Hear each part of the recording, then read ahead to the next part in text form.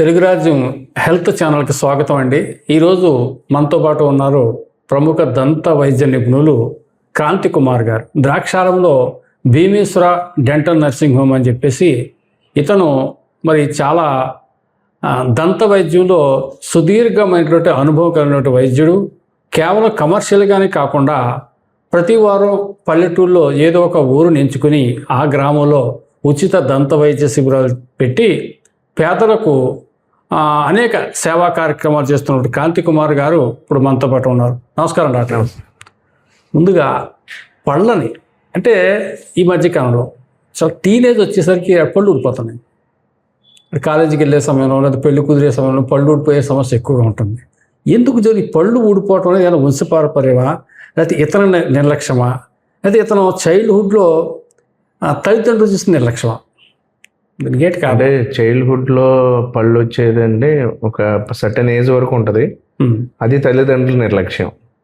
అంటే చూడకపోవడం, వాళ్ళకి అవగాహన లేక పలానా నోట్లో ఇక్కడ నొప్పి వస్తుందని చెప్పకపోవడం అనేది చిన్నపిల్లలు అంత త్వరగా చెప్పలేరు. ఓకే. సో అది పేరెంట్స్ చూసి చేయాల్సిన విషయం. సో ఆ తర్వాత ఒక సర్టన్ ఏజ్ దాటిన తర్వాత ఇతను నిర్లక్ష్యం వలన పళ్ళు పుచ్చిపోవడం, సో ఇటువంటివి జరుగుతూ ఉంటాయి. అంటే పిల్లలకి 7th 6th ఇయర్ వచ్చేసే వరకు పళ్ళు ఊడిపోతాయి.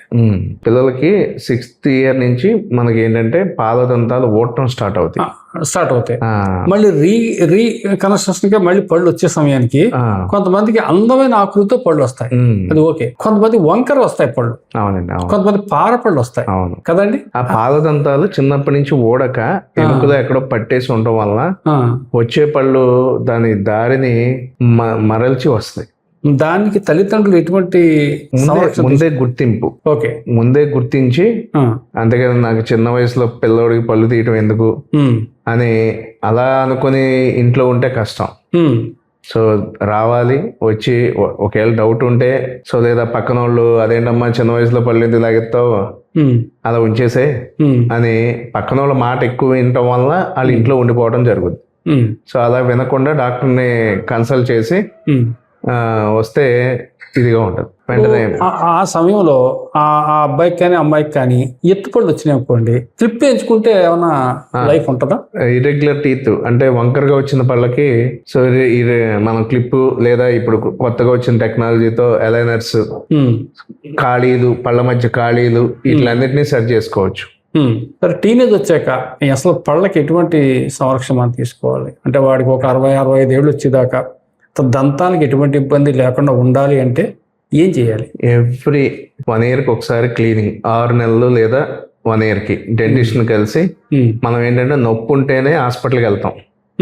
సో నొప్పి ఉన్నా లేకపోయినా డెంటిస్ట్ని కలిస్తే ఎక్కడ పుచ్చు స్టార్ట్ అవుతుంది అంటే నొప్పి అంటే ఈరోజు రాత్రికి వచ్చేసేది కాదు. సో కొన్ని నెలలు, సంవత్సరాల నుంచి పుచ్చిపోతే పన్ను ఆ స్టేజ్కి వస్తుంది. సో అందుకని 6 monthsకి లేదా 1 ఇయర్కి ఒకసారి మీ దగ్గరలో ఉన్న డెంటిస్ట్ని కలిసి సలహాలు తీసుకొని ఏమైనా పన్ను పుచ్చుతుందా ఏంటి అనేది ముందు నివారణ అనేది చాలా ముఖ్యం. అది భోజనం చేసిన వెంటనే ఆ పళ్ళలో ఫుడ్ ఉండిపోతుంది. ఏం చేయాలండి? మీల్స్ అయిన వెంటనే వేడి నీళ్ళతో పుక్కిలించే కార్యక్రమం చేయాలా? అది మంచి క్వశ్చన్. మెయిన్ ఏంటంటే ఎవరైనా బ్రష్ చేసుకోను లేదా ఏమైనా తిన్న తర్వాత వెంటనే బ్రష్ చేసేస్తారు. సో ఆ బ్రషింగ్ టెక్నిక్ కూడా తెలియాలి. ఎప్పుడు అడ్డంగా తోమకూడదు, పైకి కిందకి ఇలా చేయాలి. సో లేదా రౌండ్గా తిప్పాలి. సో మనం అడ్డంగా తోమడం వల్ల పళ్ళకి గాళ్ళు వచ్చేసి అది కొంచెం రూట్ కెనాల్కి వెళ్ళటం లేదా సెన్సిటివిటీ ఫీల్ అవటం, చల్లటి వేడి ఏమైనా తీసుకున్నప్పుడు అటువంటివి జరుగుతాయి. సో మెయిన్ మీరు అడిగిన క్వశ్చన్కి ఏంటంటే ఎప్పుడు పళ్ళుని తినేసి మనం ఫుడ్ తినేసి వెళ్ళిపోతాం, వాటర్ తాగేసి వెళ్ళిపోతాం. సో అలా కాదు, గార్గిలింగ్, పుక్కిలించడం అనేది చాలా ఇంపార్టెంట్. నోట్తో పుక్కిలించకపోతే ఆటోమేటిక్గా ఏమవుద్దంటే దానికి ఫుడ్ అక్కడ ఉండిపోయి అది బ్యాక్టీరియా, జర్మ్స్ అవన్నీ పన్ను మీద అటాక్ చేసి అక్కడి నుంచి పుచ్చు స్టార్ట్ అవుతాయి. అది వేడి నీళ్ళతో పుక్కిలించాలండి? ఎలా అన్నా పర్లేదండి, అంతేనా? నార్మల్ వాటర్తో ఎలా పుక్కిలించినా పర్లా. అదే మౌత్ వాష్ ఎప్పుడు వాడాలండి? మౌత్ వాష్ రెగ్యులర్గా వాడుకోవచ్చు. వాడికి మౌత్ ఫ్రెషనర్ కదా, డెంటల్ ఇష్యూస్ లేకపోయినా రెగ్యులర్గా వాడుకోవచ్చు. ఓకే. ఎటువంటి ఇబ్బంది లేదు. పేస్ట్ తో తోముకుంటే బెటరా లేకపోతే ఈ పందు పుల్ల, వేప పుల్ల, గానుగ పుల్ల? అంటే పల్లెటూరులో పందుకు పుల్ల అనేది వాళ్ళకి కొన్ని వాళ్ళ తాత దగ్గర నుంచి మేము ఇలాగే చేస్తున్నాం అండి, లేదా పొయ్యిలో ఉన్న కచ్చికలు అదే దాని బూడిద వీటితో కూడా బ్రష్ చేసే ఇది ఉన్నాయి. సో అవన్నీ వాడకూడదు. దానివల్ల ఏమవుతుందంటే ఎనామిల్ దెబ్బతింటది. సో మనం బ్రష్ తోనే రాంది పందుకు పుల్లతో అంత ఇదిగా రాదు. వాళ్ళు నమ్మకం మీద పోయేది తప్ప ఉన్న నిజం ఏంటంటే బ్రష్ అనేది ఇంపార్టెంట్. అది ఎలాగంటే బ్రష్ తోనే చేయాలి. అది పేస్ట్ రకరకాల పేస్ట్లు రకరకాల ఉంటాయి, మార్కెట్ లో ఎన్నో ఉంటాయి అన్ని. బట్ చేసే విధానం ముఖ్యం. మనం బ్రష్ చేసే విధానం. పేస్ట్ మనం జస్ట్ కొంచెం వేసుకొని ఒక 5 minutes. ఎంత వేయాలండి పేస్ట్ అసలు బ్రష్ కి? మనం పీనట్ జస్ట్ కొంచెం అది కొంచెం వేసుకొని పరిణామం సరిపోతుంది, కొంచెం సరిపోతుంది. ఎక్కువ పేస్ట్ వేసుకుని నొగర ఎక్కువ రావాలి లేదు, పావు గంట చేసేయాలి నా పళ్ళు బాగుంటాయి అంటే కష్టం. ఓకే. అదే 5 minutes. 5 minutes కరెక్ట్ పొజిషన్ లో కరెక్ట్ గా నీట్ గా కరెక్ట్ వేలో చేస్తే చాలా బాగుంటది. టంగ్ క్లీనర్ కూడా ఒక పాత్ర చాలా ముఖ్యం అండి. అవునా?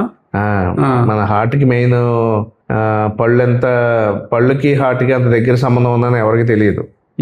ఎలా ఉంది సంబంధం చెప్పండి. అంటే చిగుళ్ళ వ్యాధి ఉన్న వాళ్ళు సో బ్యాడ్ బ్లడ్ అంతా మళ్ళీ హార్ట్ కి పంప్ చేస్తుంది, చెడు రక్తం అంతా ఇచ్చేస్తుంది. సో ఆటోమేటిక్ గా ఏమవుద్ది, మళ్ళీ అక్కడ చెడు రక్తం వదలటం వల్ల సడన్ గా హార్ట్ అటాక్స్ రావటం, చిగుళ్ళ వ్యాధి ఉన్న వాళ్ళకి. సో పళ్ళు కదిలిపోవటం. సో అంటే పళ్ళు ఏమవుతుందంటే ముందు పళ్ళు సపోజ్ ఇదే పరిస్థితిలో ఎక్కువగా ముందు పళ్ళు చిగులు వాపు చాలా గట్టిగా ఉంటది. వాళ్ళు ఏమనుకుంటారంటే ముందు పళ్ళు తీసేస్తే నేను కనబడటానికి బోసుగా ఉంటానన్న ఇదితో వాళ్ళు పళ్ళు తీపిచ్చుకోరు. సో ఇంకా వాపు పెరిగిపోతా ఉంటది. అక్కడ బ్యాక్టీరియా ఎన్ని అటాక్ చేసి మన బ్లడ్ ని కలుషితం చేసి ఆ చెడు రక్తాన్ని గుండెకి తీసుకెళ్తుంది. సో అలా ఆ గుండెకి తీసుకెళ్ళటం వల్ల ఆటోమేటిక్ గా మనకి హార్ట్ అటాక్ రావటం, సో బీపీ ఫ్లక్చువేషన్స్, సో వీటికి కూడా దారి తీస్తుంది. మెయిన్ పళ్ళే చాలా ముఖ్యం. అది స్టంట్ వేసుకున్న వాళ్ళు కానీ బైపాస్ సర్జరీ చేసుకున్న వాళ్ళకి కూడా నేను టాబ్లెట్స్ వాడుతున్నానండి అంటే సరిపోదు. నోరు నీట్ గా ఉండి టాబ్లెట్స్ వాడితే 100% వర్క్ చేస్తున్నట్టు. అది ఒకవేళ అది వేసుకోకుండా మనం నోరు నీట్ గా ఉంచుకోకుండా ఎన్ని టాబ్లెట్స్ వేసుకున్నా అది నా దృష్టిలో 50% పనిచేస్తున్నట్టే లెక్క. అది ఇప్పుడు పన్ను ఏదైనా ఇబ్బంది ఉందనుకోండి, పీకించేస్తే బెటరా రూట్ కెనాల్ చేయించుకుంటే బెటర్? పన్ను పీకించడం అంటే అది కరెక్ట్ కాదు అసలు. మళ్ళీ దాన్ని మనం తెచ్చుకోలేం. మన శరీరంలో దానం ఇవ్వని ఒకే ఒక్క అవయవం పన్ను ఒకటే. అది సో మనం ఈ రోజుల్లో కళ్ళు ఇస్తాం, కిడ్నీ ఇస్తాం, గుండు కూడా ఇచ్చే రోజులు ఉన్నాయి, లివర్ అన్ని. సో ఒక్క పన్ను మాత్రం మనకే ఉపయోగపడుతుంది తప్ప అది తీస్తే డస్ట్బిన్ లోకి వెళ్ళిపోద్ది. అది కాబట్టి రూట్ కెనాల్ బెటర్. అది కంపల్సరీ బాగు చేసే పరిస్థితి ఉంటే రూట్ కెనాల్ కంపల్సరీ చేసుకోవాలి. ఒకవేళ పని చేయనప్పుడు మనం ఏం చేయలేం. పళ్ళు కట్టించాలి అనిపించినప్పుడు ఏది బెస్ట్ సజెషన్ డాక్టర్ గారు? ఏ పన్ను కట్టించాలంటే ఒక్కొక్క నోటి బట్టి ఒక్కొక్క పేషెంట్ కి మారిపోతూ ఉంటది. అది సో పక్క పేషెంట్ కి నాకు పలానా హాస్పిటల్ ఇది కట్టారు పలానా ఇదో అన్న పోలిక అనేది ఉండదు. సో బట్ ఏంటంటే అది ఎక్కువ ఉన్న దాన్ని బట్టి దాని ఏది క్వాలిటీ ఉంటుంది అనేది డాక్టర్ సజెస్ట్ చేసిన దాన్ని బట్టి చేసుకోవడం మంచిది. సో బట్ పళ్ళు మాత్రం కంపల్సరీ కట్టించుకోవాలి. అంటే ఖాళీ పళ్ళుగా వదిలేయకూడదండి, వదిలేయకూడదు. ఇప్పుడు వెనక పళ్ళు ఉన్నాయండి, ముందు పళ్ళు అనుకోండి, మనం అందం కోసం కంపల్సరీ ఎవరొకళ్ళు వెళ్ళి డెంటిస్ట్ దగ్గరికి వెళ్ళి ఈ రోజు పోతే రేపు వెంటనే కూర్చుంటాం వెళ్ళి. అదే వెనక పళ్ళు పోతే సంవత్సరాలు వదిలేస్తాం. సో కావాల్సింది వెనక పళ్ళు, ఆరోగ్యాన్ని చూసేది వెనక పళ్ళు. అది మన శరీర ఆరోగ్యం వెనక పళ్ళ మీద ఆధారపడి ఉంటుంది కానీ ముందు పళ్ళ మీద కాదు. ముందు పళ్ళ మీద చాలా తక్కువ ఐటమ్స్ తింటాం, జాంకాయ, రౌండ్ ఐటమ్స్ ఏవైతే ఉన్నాయో, యాపిల్, ఇటువంటివి మాత్రమే తింటాం. కానీ వెనక పళ్ళతో మనం ప్రతిదీ మన ఆహారం కంపల్సరీ వెళ్ళేది ఫస్ట్ వెనక పళ్ళ మీదకే. అది సో అందుకని వాటిని నెగ్లెక్ట్ చేస్తారు. వెనక పళ్ళు అనేది చాలా ముఖ్యం అరుగుదల కోసం. పన్ను ఊడిపోకుండా అక్కడక్కడ గ్యాప్స్ ఉంటాయి, అందులో ఆహారం ఇరుక్కోవడం వల్ల చాలా ఇబ్బంది జరుగుతూ ఉంటాయి. ఆ గ్యాప్ ని ఎలాగైనా ఫిల్ చేయడం? గ్యాప్ అంటే మనం ఫ్లాసింగ్ టెక్నిక్స్, చిన్న టెక్నిక్స్, ఫ్లాసర్స్ ఉంటాయి, మార్కెట్ లో దొరుకుతూ ఉంటాయి. సో గ్యాప్ చాలా మంది ఏంటంటే ఇక్కడ సిమెంట్ పెట్టేయండి అంటారు. సో రెండు పళ్ళ మధ్యలో మనం గ్యాప్ శూన్యం ఉంటది, జీరో. సో అక్కడ మళ్ళీ సిమెంట్ పెడితే గమ్ కి రియాక్షన్ వస్తుంది చిగురికి. సో అది విషయం తెలియక నాకు ఇక్కడ సిమెంట్ పెట్టేయండి అంటారు. ఏదో రకంగా వాళ్ళు డిస్కంఫర్ట్ ని కంఫర్ట్ చేసుకునేలాగా అడుగుతారు క్వశ్చన్స్ వచ్చి. సో నాకు ఇలా చేస్తే బాగుంటదేమోనండి అని మేము సజెషన్ చెప్పి, ఇలా వద్దండి రెండు వైపులా తినండి అని చెప్తాం. అంటే చిన్న టిప్ తో. ఒకవేళ మరీ తప్పదు అనుకుంటే క్యాప్, అంటే ఆ గ్యాప్ ఎక్కువ ఉంటే క్యాప్ అంతే. ఇప్పుడు ఆర్టిఫిషియల్ క్యాప్ అంటే పెట్టుకుని తీసుకునే క్యాప్ ఉంటాయి, మరి ఫైనాన్షియల్ గా వాళ్ళు తీసి పెట్టుకున్నాయి. అవునండి, అవి కూడా బాగానే ఉంటాయి, మంచిగా ఉంటాయి. అంటే మరి అది మంచియా చెడ్డయా అని కాదు కదా, మంచి చేసుకోవాలనే ఎవరు ప్రతి ఒక్కళ్ళు కోరుకునేది. బట్ ఏంటంటే డాక్టర్లో ఉండాలి అది మంచిగా వేయాలి పేషెంట్కి. ఎందుకంటే ఏ డాక్టర్ అంత త్వరగా ఇచ్చేయరు. సో బట్ ఏంటంటే ఆ ఫేస్ కి ఆ నోటికి ఒక్కొక్కరి నోటి బట్టి వీళ్ళకి ఇది సెట్ అవుతుంది అని సజెస్ట్ చేయాలి. అది అప్పుడు వాళ్ళు ఆలోచించుకొని ఏది బెటర్ ఏంటి అనేది ఇది అవుతారు. బ్యాడ్ స్మెల్ అసలు ఎందుకు వస్తుంది? బ్యాడ్ స్మెల్ రావడానికి మెయిన్ కారణం నా పళ్ళు బాగాలేదు, నేను బ్రషింగ్ రోజు చేస్తాను అయినా కానీ బ్యాడ్ స్మెల్ వస్తుంది అనుకుంటారు. చూస్తే ఎక్కడ పాచి ఉండదు, ఏమి ఉండదు. బట్ బ్యాడ్ స్మెల్ రావడానికి కారణం మెయిన్ ఇంకో కారణం ఏంటంటే ఈ క్యాలిక్యులస్, ఈ అంటే పాచి, ఈ ఒక్క కారణం అయితే మెయిన్ ఇంకో కారణం ఏంటంటే గ్యాస్ట్రైటిస్. అది గ్యాస్ట్రైటిస్ అనేది మెయిన్. కంపల్సరీ గ్యాస్ట్రైటిస్ కి బ్యాడ్ స్మెల్ వచ్చేస్తుంది. పళ్ళతో పాటు గ్యాస్ట్రైటిస్ అంతే. అంతే. ఆ గ్యాస్ట్రైటిస్ వలన డాక్టర్స్ దగ్గరికి వెళ్తారు, వెళ్ళినా వాళ్ళు కూడా చెప్పరు అంత అవగాహన లేక. సో వెనక పళ్ళు ఉన్నాయో లేదో చూసుకోమని చెప్పరు. ఎవరైనా గ్యాస్ట్రైటిస్ ఉంటే ముందుగా చూసుకోవాల్సింది వాళ్ళ నోరు. సో నాకు వెనక పళ్ళు ఉన్నాయి అని అనుకుంటే బయట ఫాస్ట్ ఫుడ్స్ ఏమైనా ఎక్కువ తింటాం, మసాలా ఎక్కువ తింటాం, వీటి వలన. ఒకవేళ ఆ మసాలా ఏం తినకుండా నార్మల్ గానే నాకు గ్యాస్ట్రైటిస్ ఉందంటే నోట్లో మాక్సిమం పళ్ళు లేవు అని. ఇది వెనక నవిలి తినేది అంటారు.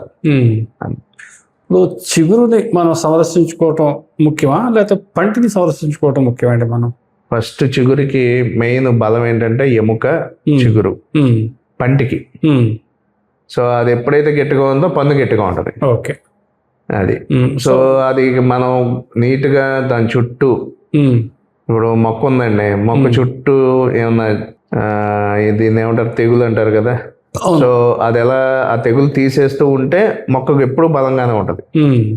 సో అలా ఆ తెగులు లాంటిదే మన పాచి కూడా వాళ్ళని తినేస్తూ ఉంటది. కొంచెం కొంచెం తినేసి పన్ను పుచ్చిపోనే అవసరంలా, పన్నుగా ఉండగా కదిలిపోయి పడిపోద్ది. ఈ చిగురు క్యాన్సర్ కారణం ఏంటి చెప్పండి? నోటి క్యాన్సర్ అంటే మెయిన్ అందరికీ తెలిసిన విషయమే, ధూమపానం, సో గుట్కా, పాను సినిమాల్లో ఎంతో పాపులర్ వేస్తారు. అయినా కానీ చూస్తాం, వదిలేస్తాం. మెయిన్ అది. అంటే ఎన్నో క్యాన్సర్లు ఉండగా ఏ క్యాన్సర్ అయినా రావచ్చు కదా, నోటి క్యాన్సర్ అంత త్వరగా రాకూడదు. అది అంటే మనం చూస్తూ నరకం అనుభవిస్తాం నోటి క్యాన్సర్. అది అందుకనే పర్టికులర్ గా ఏ క్యాన్సర్ వేయరు. పబ్లిసిటీలో కూడా మాక్సిమం నోటి క్యాన్సరే ఉంటది.